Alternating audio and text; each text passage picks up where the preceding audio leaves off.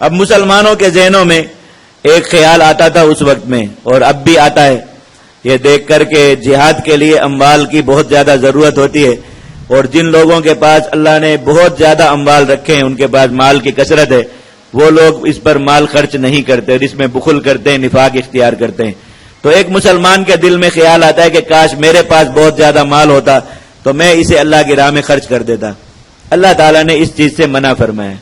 کہ ایسی تمنا نہ کرے، اس لیے کہ یہ امتحان ہوتا ہے اللہ تعالیٰ کی طرف سے۔ بسا اوقات اللہ تعالیٰ ایسے آدمی کی دعا کی قبولیت میں اسے بہت سا مال دے دیتے ہیں اور پھر وہ اللہ کے ساتھ کیا ہوا اپنا عہد توڑ دیتا ہے، اللہ تعالیٰ پھر اس پر بہت شدید ناراض ہوتے ہیں اور سخت عذاب اس پر مسلط فرماتے ہیں۔ ایک شخص کا واقعہ آگے اسی سورہ توبہ میں آ رہا ہے کہ اس نے یہی دیکھ کر اللہ کے نبی صلی اللہ علیہ وسلم سے دعا کرائی تھی کہ آپ دعا کریں میں بہت مالدار ہو جاؤں تو جب بھی ضرورت ہوا کرے گی دین اسلام کے لیے میں بہت خرچ کیا کروں گا، اور پھر بعد میں اس کی یہ حالت ہو گئی کہ سال کی زکوٰۃ جب لینے کے لیے گئے تو اس نے وہ بھی جو ہے وہ 100 باتیں سنا کر دی تو زکوٰۃ اس کی قبول نہ کی گئی۔ اللہ کے نبی صلی اللہ علیہ وسلم نے منع فرما دیا کہ اس سے زکوٰۃ بھی نہ لی جائے، اس طرح کا عذاب اس پر مسلط کر دیا۔ فرمایا حقیقت سمجھائی کہ اللہ کے ہاں کسی انسان کو انفاق کا اجر مال کی مقدار پر نہیں ملتا، یاد رکھیے، اور نہ ہی کسی آدمی کا انفاق چھوٹا بڑا ہونے کا فیصلہ مال کی مقدار پر ہوتا ہے۔ اس کا 2 چیزوں پر فیصلہ ہوتا ہے، ایک تو مال کے تناسب پر کہ آدمی نے اپنی جو دولت اس کے پاس ہے اس میں سے کتنا حصہ خرچ کیا، تو بس اسے اب ایک آدمی کے پاس ہے ہی کل 100 روپے، اس کی کل مالیت یہی ہے، وہ اس میں سے 50 خرچ کر دے، اور ایک آدمی کے پاس 10 کروڑ روپے وہ اس میں سے 1 کروڑ روپیہ خرچ کر دے، تو 50 والے کا انفاق اس 1 کروڑ والے سے بڑا ہے کہ اس نے اپنے مال کا جو ہے وہ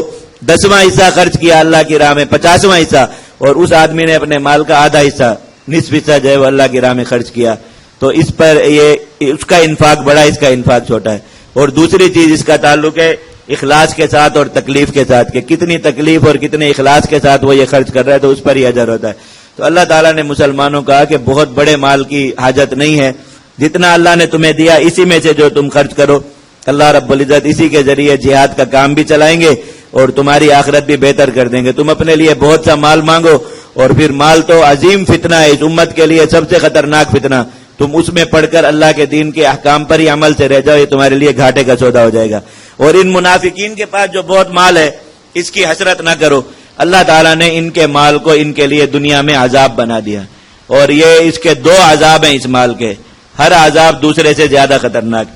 پہلا عذاب تو یہ فرمایا کہ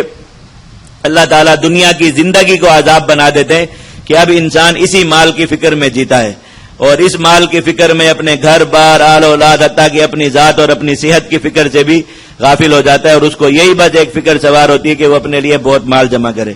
اور دوسرا عذاب جو اس سے زیادہ سخت ہے وہ یہ کہ ایسے آدمی کو مرتے وقت کلمہ اور استغفار کی توفیق نہیں ہوتی، بلکہ مرتے وقت بھی اس کا ذہن اسی مال کے حساب کتاب لین دین اور ان چیزوں میں الجھا ہوا ہوتا ہے، اور اسی حالت میں اس کی روح پرواز کر جاتی ہے۔ تو ایسے آدمی کو مرتے وقت ایمان اور جو ہے وہ استغفار کی توفیق نہیں ہوتی، اپنے انہی گناہوں کی حالت میں ہی وہ دنیا سے چلا جاتا ہے۔ اللہ تعالیٰ نے فرمایا کہ ان کا یہ مال تو ان کے لیے عذاب ہے، تم اسی جیسا مال اللہ سے مانگ رہے ہو تو گویا اللہ سے اپنے لیے عذاب مانگ رہے ہو، اس لیے ایسی حسرت اور تمنا نہ کیا کرو۔ ان منافقین کے اموال اور اولادیں آپ کو تعجب میں نہ ڈالیں، اللہ نے چاہا ہے کہ اللہ انہیں عذاب دے اس کے ذریعے دنیا میں، اور ان کی روحیں اس حال میں نکلیں کہ وہ اسی کفر پر ہوں، یعنی ان کی اللہ رب العزت کی طرف توجہ نہ ہو۔ وَيَحْلِفُونَ بِاللَّهِ إِنَّهُمْ لَمِنْكُمْ، اور یہ اللہ کے نام کی قسمیں کھاتے ہیں کہ یہ تم میں سے ہیں، تمہارے ساتھ ہیں۔ وَمَا هُمْ مِنْكُمْ، وہ تمہارے ساتھ نہیں ہیں۔ وَلَكِنَّهُمْ قَوْمٌ يَفْرَقُونَ، بلکہ یہ تو بزدل اور ڈرپوک قوم ہے، خوف کی وجہ سے بظاہر تمہیں اپنے ساتھ نظر آ رہے ہیں لیکن حقیقت میں ان کے دل مسلمانوں کے ساتھ نہیں ہیں۔ لَوْ يَجِدُونَ مَلْجَأً أَوْ مَغَارَاتٍ أَوْ مُدَّخَلًا لَوَلَّوْا إِلَيْهِ وَهُمْ يَجْمَعُونَ، یہ لوگ اگر کوئی ٹھکانہ پا لیتے اپنا، کوئی چھپنے کی جگہ، پناہ کی جگہ، یا کوئی غار انہیں مل جاتی، یا صرف اتنی جگہ جس میں سر چھپایا جا سکے تو اسی کی طرف دوڑ جاتے تاکہ انہیں اسلام کی خاطر لڑنے کے لیے نہ بلایا جاتا۔ وَمِنْهُمْ مَنْ يَلْمِزُكَ فِي الصَّدَقَاتِ، ان منافقین میں سے کچھ ایسے ہیں جو صدقات کے بارے میں طعن کرتے ہیں۔ فَإِنْ عُوتُوا مِنْهَا رَضُوا، کہتے ہیں کہ یہ اتنا مال جمع ہوا تھا اور پھر آگے جو لشکر بنا اس کے پاس تو ساز و سامان کی بہت قلت تھی، تو نعوذ باللہ شاید نبی کریم صلی اللہ علیہ وسلم نے خود اپنے لیے مال رکھ لیا یا اپنے قرابت داروں کو دیا یا اس طرح کی باتیں کرتے تھے، حالانکہ انہیں اس چیز کا شعور نہیں ہے کہ جہاد پر جب یہ مال خرچ ہوتا ہے اور اتنا بڑا لشکر تیار ہوا تو ہر شخص کے حصے میں اس لشکر میں کیا کیا آ رہا ہوگا یہ بات سمجھنے سے یہ لوگ قاصر ہیں۔ اگر ان کو خود اس مال میں سے کچھ دے دیا جائے تو راضی ہو جائیں، اور جب انہیں نہیں دیا جا رہا تو ناراض ہوتے ہیں، اور پھر اسی چیز کی وجہ سے وہ نبی کریم صلی اللہ علیہ وسلم پر طعن کرتے ہیں۔ وَلَوْ أَنَّهُمْ رَضُوا مَا آتَاهُمُ اللَّهُ وَرَسُولُهُ، اگر یہ لوگ اس بات پر راضی ہو جاتے جو کچھ اللہ اور اس کے رسول نے انہیں دے رکھا، اور یہ کہتے ہمیں اللہ ہی کافی ہے، اللہ اور اس کا رسول اپنے فضل سے ہمیں نواز دیں گے، ہماری رغبت تو صرف اللہ ہی کی طرف ہے، اگر یہ بات کہتے تو ان کے لیے زیادہ اچھا ہوتا۔ انما الصدقات، اب نبی کریم صلی اللہ علیہ وسلم کو بتایا گیا کہ آپ ایسا نہ ہو کہ ان کی باتوں سے متاثر ہو کر